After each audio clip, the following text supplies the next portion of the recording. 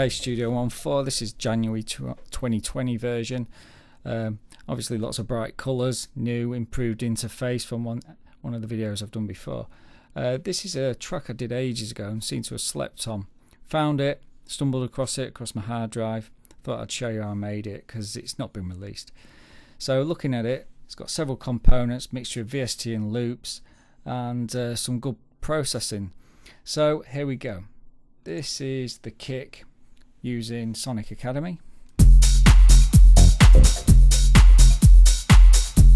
Solo. Nice and thumpy, lots of low end, you can see how I've tuned it. Coupled with a top loop. And processed using virtual tape machines by Slate. Not much input, well, quite a bit of input I guess. 3 dB, not much output, and the VU's working.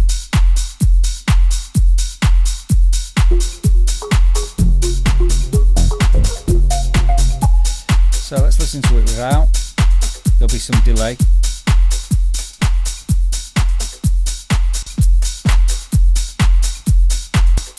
Quite a lot of weight.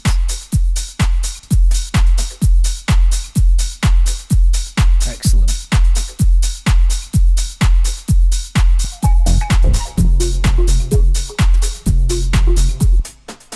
Also a little top loop in there as well, just to add some variation. Just cycle it back.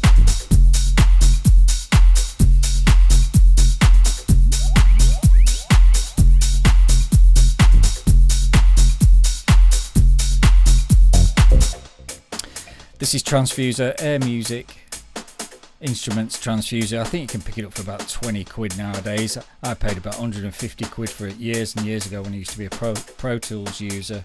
Bit of a great multi-tool. I've done plenty of videos on it in the past. MIDI bit here, but you can also route audio files into it. You can mangle it, you can program. It can be as VST on its own. Very useful tool. Get a look at it.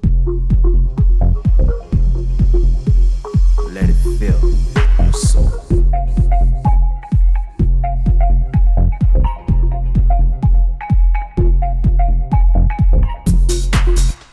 So how I used it, I must have programmed some drum beats in here, then dragged it into the from the VST into the actual Studio One. So let me just click on there. Yeah, I did, look. You can see. So these notes here correspond to the loop that I've done there.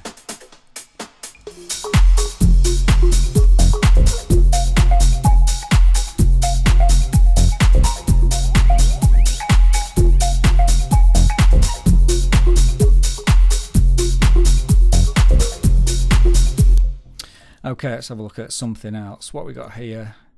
Bass. Let's have a listen to the bass. Oh, look at that. Nice. Really fat. Now you'll notice in Transfuser sometimes it does open with a bottom bit. It goes like that. If you close it and then open it, it should be okay. Right. Look at this.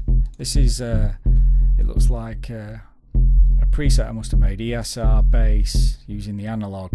Now I told you that you can mangle things, but you can also use it as a synth and program things. So I must have made some bass patch down here, but it's nice and fat if you listen to it.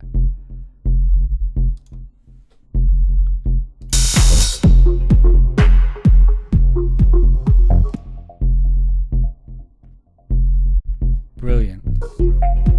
No fancy processing. Got a virtual tape machine on it by the sound of it. Yeah. Let's listen to it with and without. Yeah. Not much difference.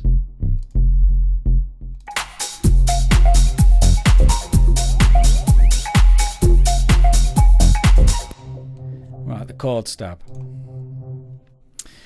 Now this is interesting. I forgot that you could do this in Studio One. You can mix VSTs to play a combination of the two sounds. So this is that Spire. It seems that there must be a problem with it. I have got Spire somewhere, so it must be an older version or something that's not working. So this track probably sounds different because I've not got a mixture of the sound, and I've got sub boom bass mixed with it. So I'll just cycle it back. Yeah, I'll have to sort that out if I ever want to release this. But Spire is installed. God knows why it's not working. Anyway, there we go. What else have we got? Simple stab. Hard to know if I programmed it and bounced it. Let me see if I can tell. No.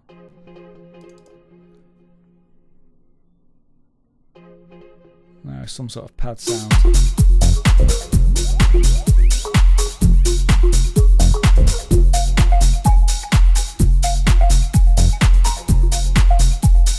Let it fill your soul. Okay. A simple accent. Sub-boom bass. The bit-tony bass line. With lots of effect. Yeah, some delay. Yeah, you'll notice I don't use many of the plugins. I've got loads of plugins, but I tended to use Studio One ones because they're actually really effective themselves.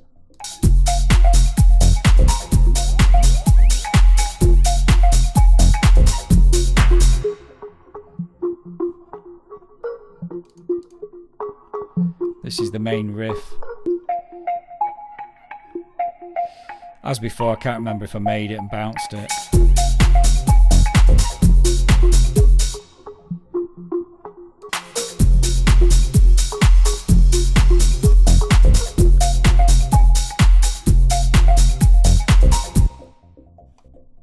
What have we got here?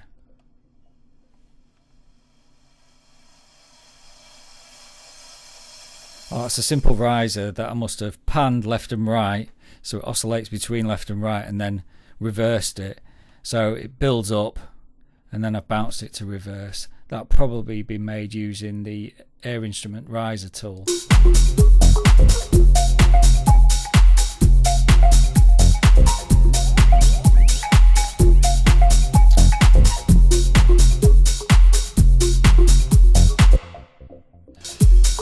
Now, if you can't be bothered to make sidechaining using routing and the ducking effect, you can either use this LFO tool or Nicky Romero Kickstart, which simply gives you the ducking effect, so the two frequencies don't overlap, for instance bass and lower end kick, so it doesn't get a little bit too muddy. So I must have put that on.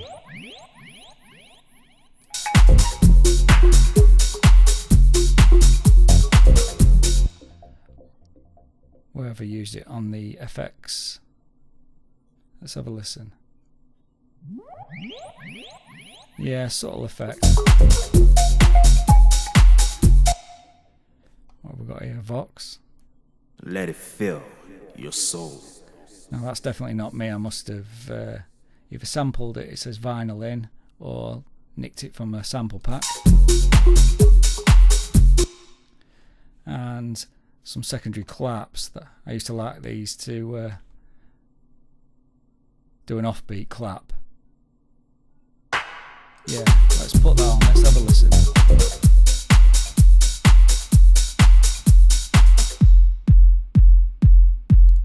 So we've got the build. Yeah. So I've added that on the offbeat.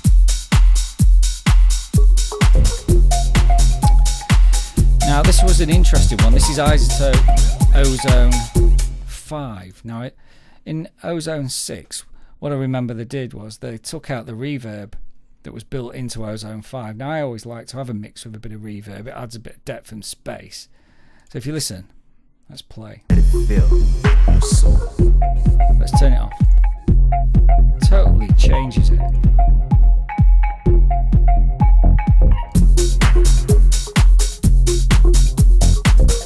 It sounds more forward. Turn the reverb on.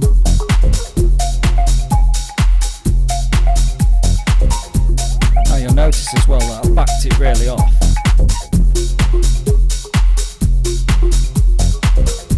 And if I turn the whole VST off,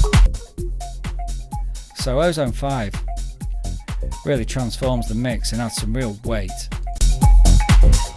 Let's have a look at the EQ. Bit pumped up at the lower end, mid dip, some reverb, bit of harmonic exciter, maximizer, not too heavy.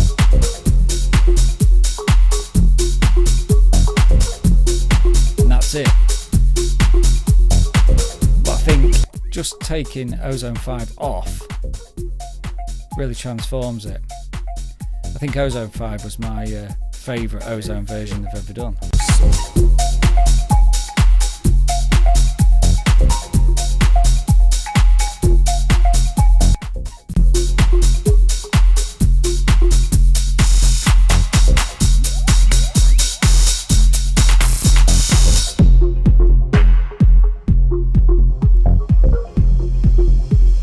Let it fill your soul.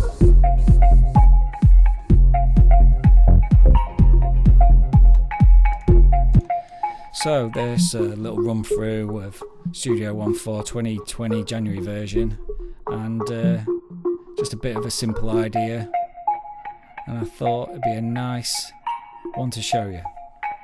Take care.